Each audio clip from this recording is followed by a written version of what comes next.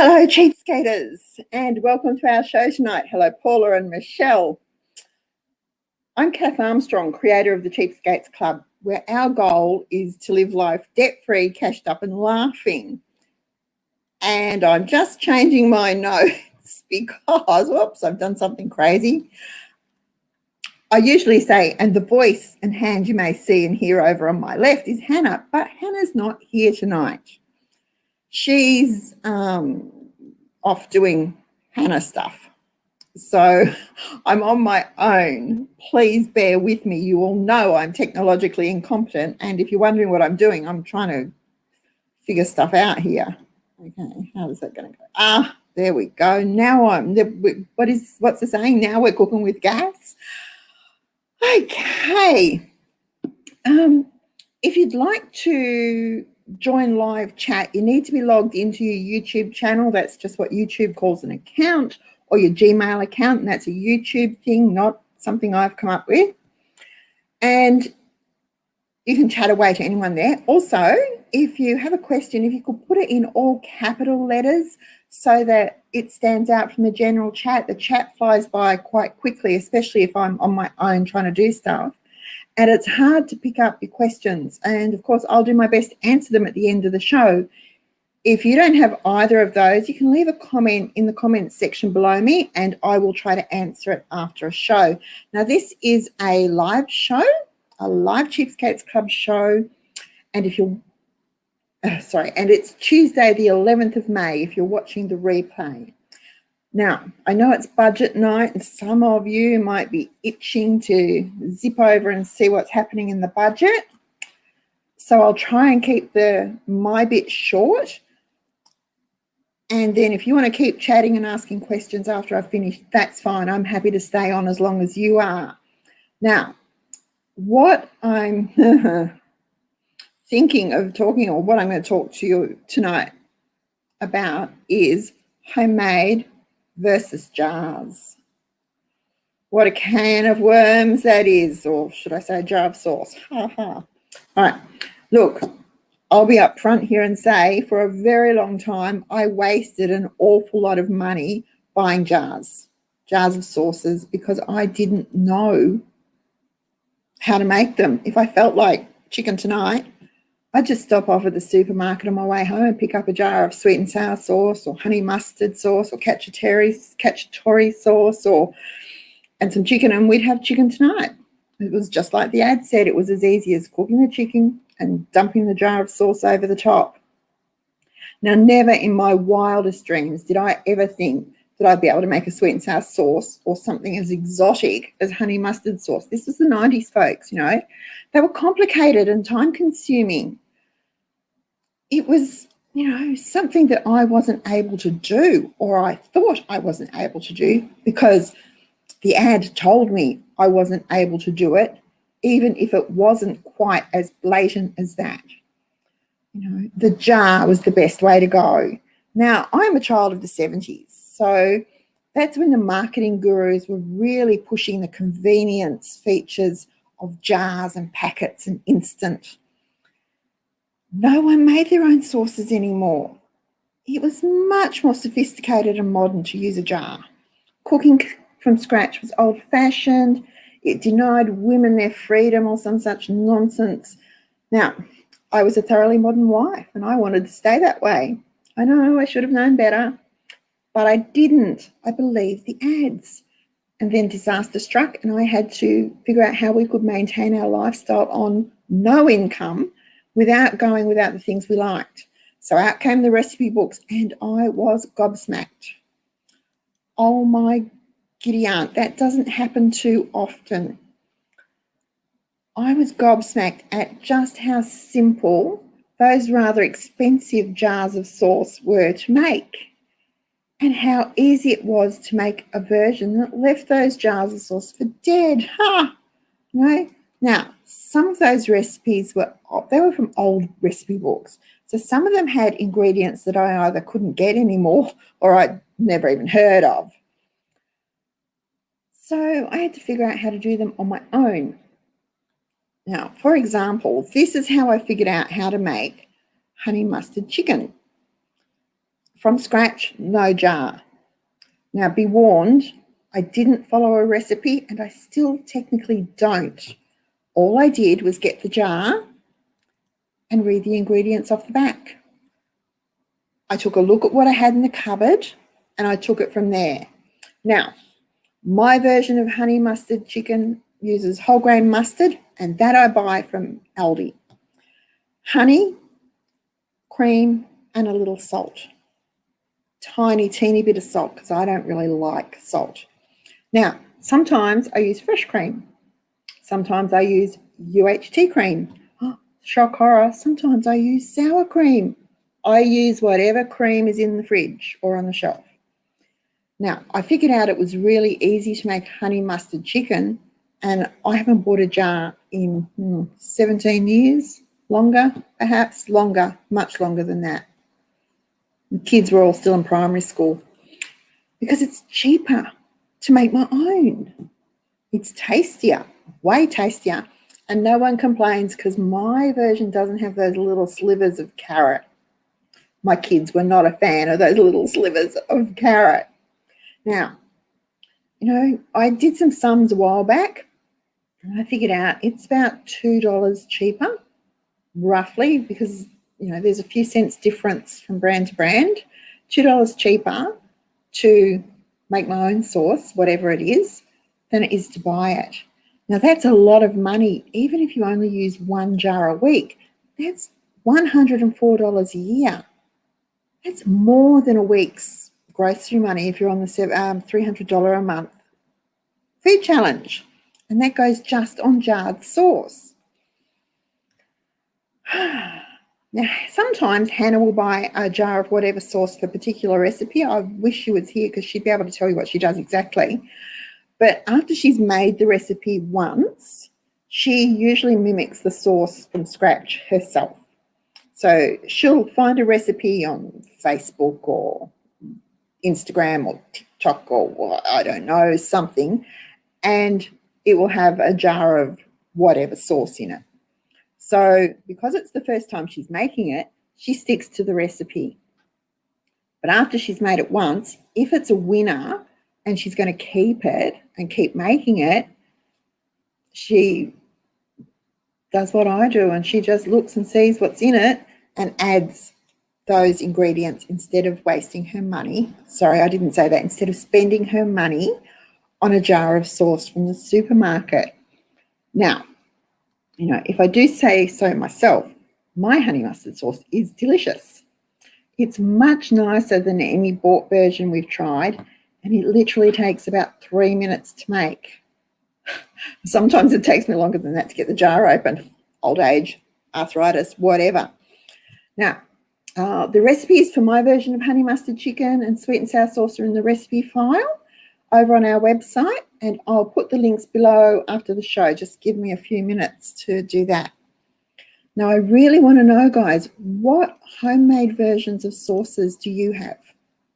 What do you make that might be chicken tonight or Italian tonight or whatever it is, curry tonight? What jar sauces do you make without even thinking about it probably these days? One that I do all the time, and probably all of you do too, and it's a bit of a no-brainer, is, good old standby pasta sauce. Seriously, if you're buying jarred pasta sauce, stop. It is the easiest thing to make. Now, my kid-friendly pasta sauce is so simple, so very simple. It's just a tin of tomato soup, some garlic and sweet basil to taste. That's it. Now, we have that sauce often if I'm not using one of my homemade thicker sauces. We use this one. Now, seriously, it's kid-friendly, but it's good enough for grown-ups too. Now, I started making it this way when AJ was little, probably when he was just going onto solids, or he's probably about 18 months old and getting into more what Wayne and I were eating. And my slow-cooked tomato paste-based pasta sauce which is really, really delicious. It was just too rich for his little tummy. He didn't like it. He didn't, he couldn't handle it. So I simplified it. Now it's pretty much my go-to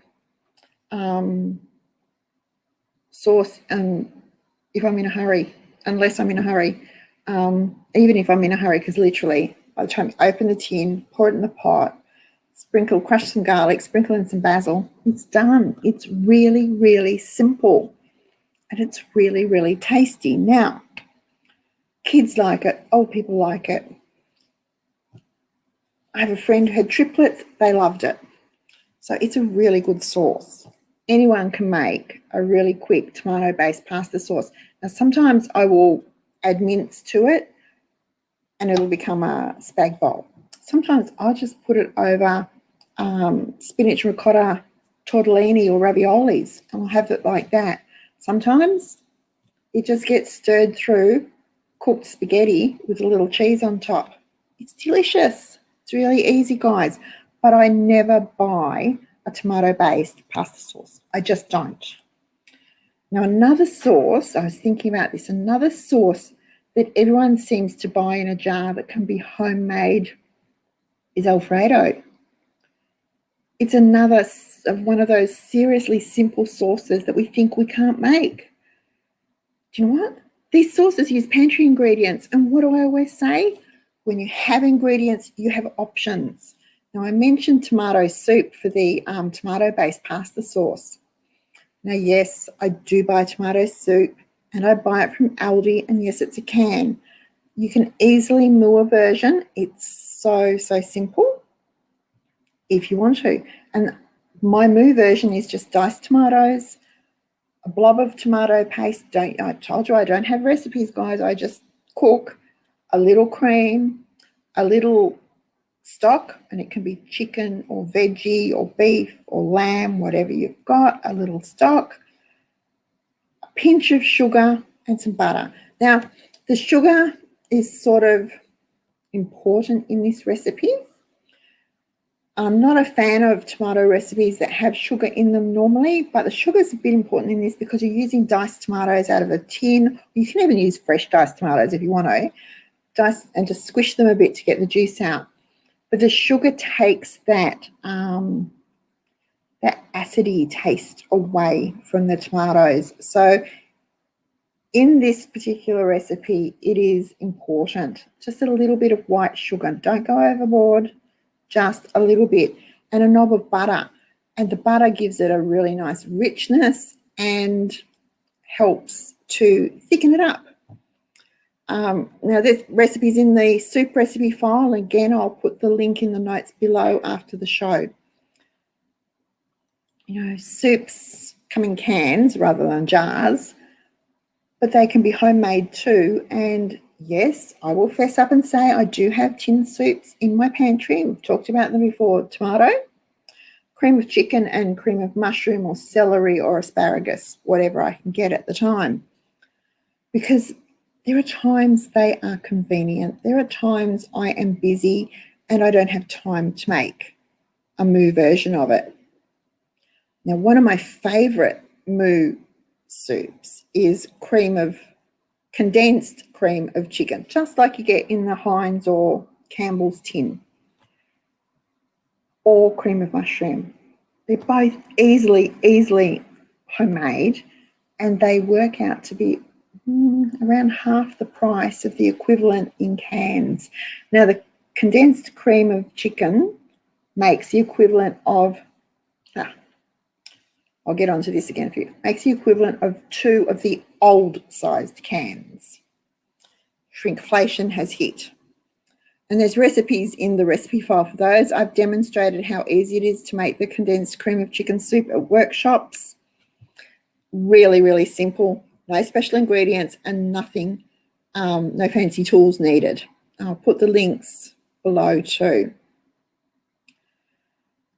And soups, of course, made my mind wander to other jars or tins that we can make at home, that we can moo. And one of them is the base for tuna casserole or tuna pasta bake. I know. You can actually make it. You don't need to pay $3 for a jar of tuna pasta bake sauce. You can make it. One thing I did notice, I hinted at this, while I was checking the prices this afternoon, because I checked the price on that tuna pasta bake sauce, it was $3, is shrinkflation has even hit these. Now, what used to be a 500-gram jar in some cases has shrunk by up to 25 grams. So that doesn't sound like much. You're still getting 475 grams in your jar, but that's 5%. 5% less. So while the price may not have gone up on the label, in effect, you're paying 5% more because the actual quantity you're buying has shrunk. Shrinkflation is hitting hard. I'm noticing it on lots and lots of things lately. And I have a show on this topic coming up in the next few weeks. Because it really bothers me.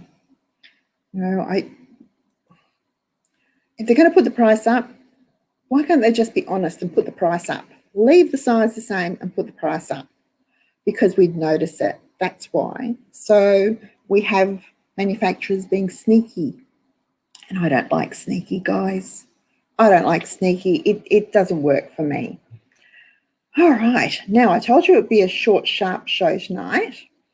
I just have to say, in case some of you are feeling overwhelmed at the thought of mooing jars, of home, making the jars of sauces and things yourself, don't be. We live the cheapskates way for a reason. We live the cheapskates way so we have choices. You ditch the things that aren't important to you so you have the money to pay for the things that are. Now, you may have babies or small children or work full-time, or you may have babies and small children and work full-time, or a gazillion other responsibilities. If mooing sauces from scratch doesn't work for you, don't feel guilty. And don't get angry with me. Don't sit there and mutter away that it's all right for me. I don't have little children, or I don't do this, or whatever. It's okay to not do it. Just because I do it doesn't mean you have to. But if you want to give it a go, I want to encourage you to do it, because they really are quick. They really are easy. And trust me, if I'm making it, it won't have anything fancy or expensive in it. And if you try it and you find it's not for you, doesn't matter. You can always go back to your favorite brand, bought on sale, of course. You don't have to do everything. You might find that, just doing a pasta sauce is fine. You can handle that. You don't need to worry about the honey mustard or the sweet and sour or the apricot chicken. And folks, I could not believe that there is actually a jar of apricot chicken sauce. Oh my giddy aunt. How easy is it to open a tin of apricot nectar, stir in a packet of French onion soup, and pour it over some chicken? Hello? Now, one thing I did find a while back is if you can get the tall tins of apricot nectar, they're about 900 mils. They're a bit more than 2 tins, but that doesn't matter. I use a half of one of those to 1 packet of French onion soup, whisk it all up with my whisk, pour it over the chicken, bung it in the oven and let it cook. Or if I'm in a hurry, I brown the chicken in the fry pan, pour the sauce over, turn the heat down low, put the lid on and let it simmer until the chicken's cooked. How easy is that? Oh my goodness. Now, if you're using, it's still cheaper than buying the jar. Way, way cheaper than buying the jar. So that's another one that you can do, and it's a bit of a no-brainer, really. So you've got 2 to try if you haven't tried them before. Trust me, they're easy. And those, my tomato pasta sauce and that apricot chicken, really, really good. I'm just going to grab a drink before I get hoarse. Alrighty. Now, told you it's a short show, so let's see if I can find some questions. Oh gosh, I've got to flip over, so bear with me while I do this because Hannah's not here, and you know I am technologically challenged. Hello everybody, I'm so glad you're here and not watching the budget. Sorry, but anyway. Hello, Victoria. Hello, Vicky. Yes, we're all well. Hello, Lucinda. Stroganoff. Again, do you use a recipe? Lucinda makes stroganoff. My stroganoff is pretty much cream, mushrooms, garlic over chicken or sliced steak, and then over pasta. I'm a bit hit and miss. Passata, yes. Veronica, passata, they're so easy. Hello, Beverly. Yes, we're well. Yvonne makes her own pasta sauce. We do. Now, what's Delaney? Curry sauces. Curry sauces. Now, I saw the jars. What are they? Patax, is that the brand? They're rather expensive. Some of those are nearly $6 a jar. I do a curry sauce too, but it's just my version of it. So, and my Cheats curry sauce, cream of chicken soup, good curry powder. And I know we've talked about curry powder on the show before, but a good curry powder to taste. So I usually like if I'm going to have curry, I like it to be curry. So it's usually a good tablespoon into a tin of cream of chicken soup or the Moo condensed cream of chicken soup. Warm it through. Now, if it's a bit thick, thin it with a little cream or a little yogurt or a little milk or a little stock or a little sour cream, whatever you've got. Thin it down until it's the consistency you want. That's a really good curry sauce over chicken drumsticks, and put them in the oven. Really, really easy. And it doesn't cost a lot. Certainly not $6. Now, what else we got? Pasta sauces. Baked beans in that would be good. Paula makes honey soy. She makes pasta salad dressings, satay. Yep. Really, really easy. And they're all good. Bechamel. Oh, I forgot. Because I just do it from scratch. But yeah, Delaney, bechamel in a jar, guys. Seriously. Eesh. Who'd thunk it? Now, I've just lost my place again.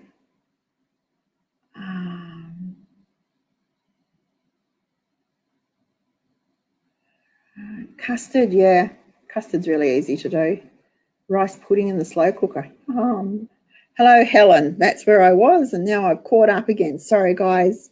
Being on my own, I've got to look over here and look up there, and it's a bit tricky sometimes. Okay. Lucinda, is that your stroganoff recipe? Sour cream, beef stock, garlic, and paprika. Yep. I put mushrooms in mine. Now, when I do mushrooms, let me see if I can find it. Cream of mushroom soup. I use either my canned mushrooms or my dehydrated mushrooms. I just rehydrate them because mushrooms can be pricey. Now, if you can't afford fresh mushrooms, because mushrooms can be pricey, and I was looking at them the other day, and one supermarket I was in, they were $13 a kilo. They're just for little button mushrooms. $13 a kilo, folks. Now, I know mushrooms, you get quite a few for a kilo, but they cook down. If you can't afford fresh mushrooms, sometimes the little jars of champignons are just fine. Use those. Check the prices. They might be a bit cheaper for you, but they work just as well too.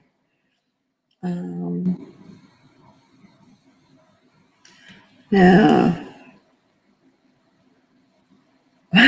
budget yawn. I'm a bit nervous about this budget because I just know there's going to be things in there that I'm going to be screaming at. Give MasterChef a miss, but we're a Lego family all the way, Delaney. We like Lego. Now, and Chris Miller is saying, even if it's not much of a saving, it's all the additives that you don't have in your own sauce that makes it worthwhile too. And that's exactly right. Like my honey mustard sauce is whole grain mustard, literally whole grain mustard, honey, and cream. That's it. I don't put colours in it.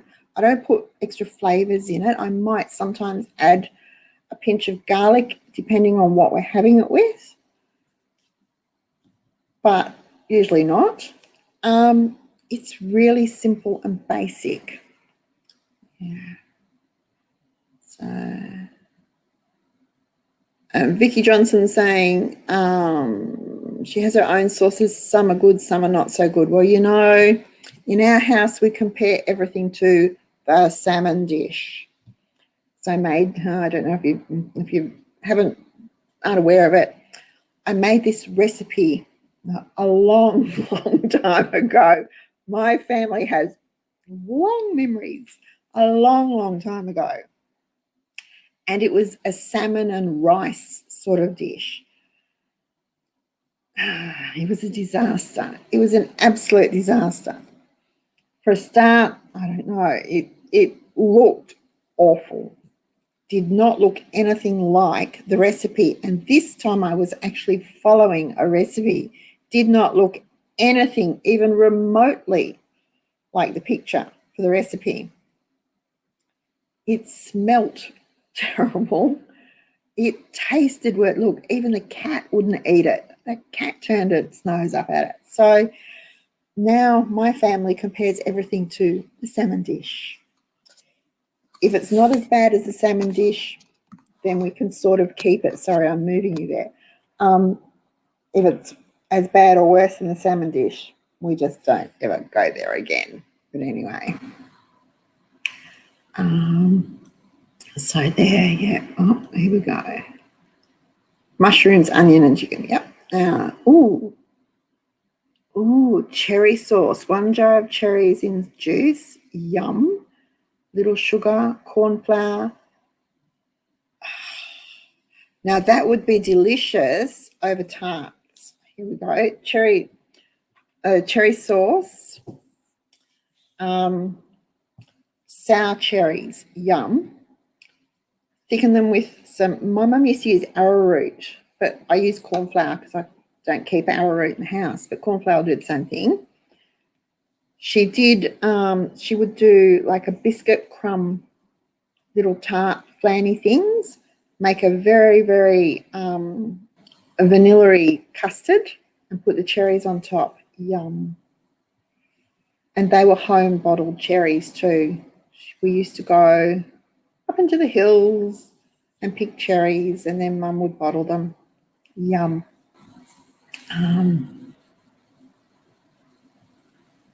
The cat's eat it. I swear. Look, you know what? We had this cat called Gus, and he was a guts. He would eat just about anything, but he did not eat the salmon dish. It was not, absolutely not, to his liking at all. Okay. Veronica's in the middle of a chocolate cake, eating it or making it. Okay. Now, Tina says she's teaching her 14-year-old son how to cook. Yes. How to make marinades out of the cupboard. Yes. She sent her daughters out into the world knowing how to cook and freeze down. Now it's his turn. Well done. Do you know what?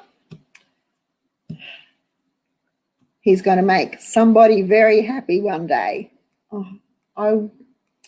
Wayne doesn't cook. He can do baked beans on toast. He can do cheese on toast. He knows how to do a toasted sandwich. He doesn't cook. So I made sure that all three of our kids, the boys and Hannah, both boys and Hannah, knew or know how to cook. So from a very early age, they always helped in the kitchen, and they still do. You know, when we go away, and we can be away for weeks at a time, as you know, they cook. The only thing, Thomas made a mistake a couple of trips ago, and he was making tacos, and he had the mince, and he got the taco seasoning out, and he put the taco seasoning into the mince, and then he put it in the cupboard, and he got sidetracked, and he got the jar out of the cupboard again and put more in, and apparently they couldn't eat it. It was a bit hot. So they tried watering it down or diluting it by adding more and more baked beans to it until they could stand to eat it. So then they had enough taco filling for about 3 weeks. But, they didn't waste it, and they managed to eat it. So, teach your kids to cook. Our boys can do tacos. They can do any sort of Mexican thing. They can do meatballs. They can do basic spag bowl. They know how to do a lasagna. They can cook a roast chicken or a piece of beef or a piece of lamb. They know how to grill a steak or barbecue a steak or a chop or a sausage. They know how to peel potatoes and steam them or roast them. They know how to do chips or wedges in the oven. They can do, veggies, basic veggies like corn and peas and carrots and that sort of stuff. So they are hopefully set up to look after themselves one day. Now, Jada, when cherry sauce is very thick and cools, it is a German dessert called, I can't even say that word, but anyway, it's usually made with any red berries or cherries. It's a good dessert for vegans. Ooh. Just sounds like, would it be like a really thick, sweet stewed fruit, but in a jelly setting, wouldn't it? Instead of the juice would have been gelled more. Sounds really good. Yum. Okay, now I was going to try and find, just give me one moment. Hopefully this will work.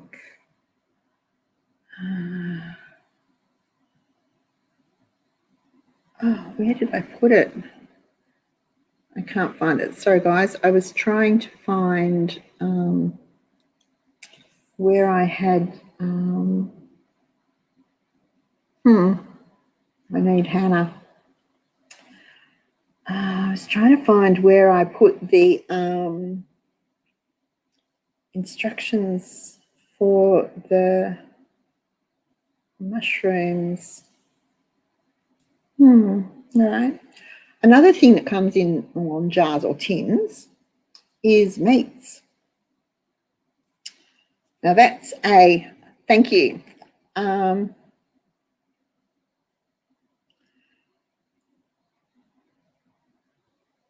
Meats, that's slightly different, but you can pressure can meats. So mince, corned beef, meatballs, stews, ready-made things like that can all be done at home and not bought in the tins. Now, when I was growing up, and you've probably seen them, they've been big back in supermarkets again the last few years. The Harvest, they're in a blue tin, brown tin, about yay high, Harvest brand, and it would be lamb hot pot, Irish stew, steak and vegetables, that sort of thing. My mother would use those quite a bit for breakfast. She'd heat one up, put it on toast. That was our breakfast because we always had a hot cooked breakfast when I was growing up. So those sorts of things you can do at home too. You don't need to buy the tin. If you're not going to preserve them, then that's fine. You just do it at home. Now, my lamb hot pot's really, really simple. Not so cheap anymore because lamb is downright expensive. But, you know, it's really simple, and it's just lamb chops, sliced potato, sliced onion, sliced carrot, salt and pepper, layer it in a casserole dish. I pour over stock to almost cover it, wrap it in foil and put it in the oven and let it cook about 160, and I just let it cook until the lamb is done, until it's really tender and I can take the bones out. And then I drain off the gravy and I thicken it with a little flour or gravy mix if you want to. It's really, really simple and it's tasty.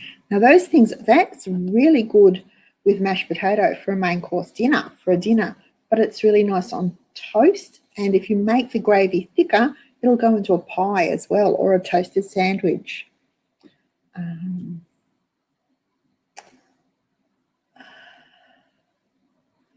right, now Paula, her daughter Sarah now lives in Melbourne. Oh, I bet she was cold today. And she cooks from scratch, so that's nice. And you taught her how to do it, that's even better. And you gave her a book with all the family favourite recipes in it. Yes, I've been putting together a book for Hannah with both Granny's recipes, so Grandma's and Granny's recipes, and my recipes and things that she's liked over the years, her favourite meals and things, to give to her when she moves into her new home.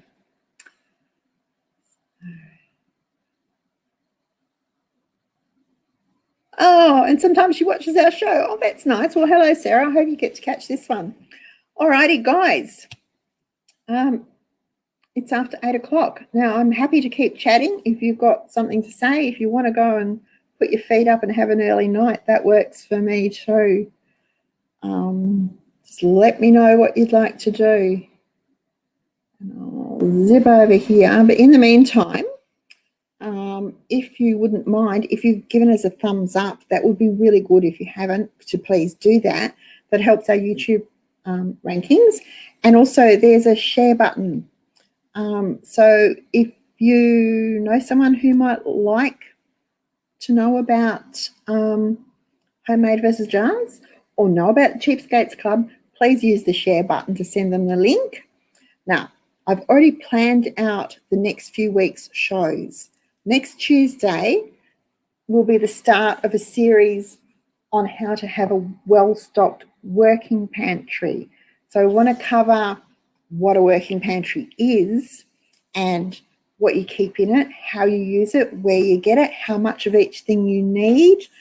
I want to do all that. So that will probably go for about 3, maybe 4 weeks. I might be able to stretch it out. We might have lots to talk about. But I've come to realise, especially since the last 16 months have been a bit up in the air and all over the place, lots of people have lots of stuff in their pantry, but it's just sitting there. It's not a working pantry. So I want to talk about working pantries because, I tell people that my kitchen is a working kitchen. I try to keep it clean. I try to keep it tidy. I try to keep it nice. And when we put the new kitchen in, I tried to get things as pretty as I could, but I still am conscious that it's a working kitchen. I cook in it every day. I'm baking, or I'm making jam, or I'm dehydrating or something. It is a working kitchen. So my pantry, as an extension of that, is a working pantry. So that's what I want to talk about next week, because I just love talking about pantries. So if there's nothing else, Kath, can I have a copy of the recipe book you're doing for Hannah? Well, maybe.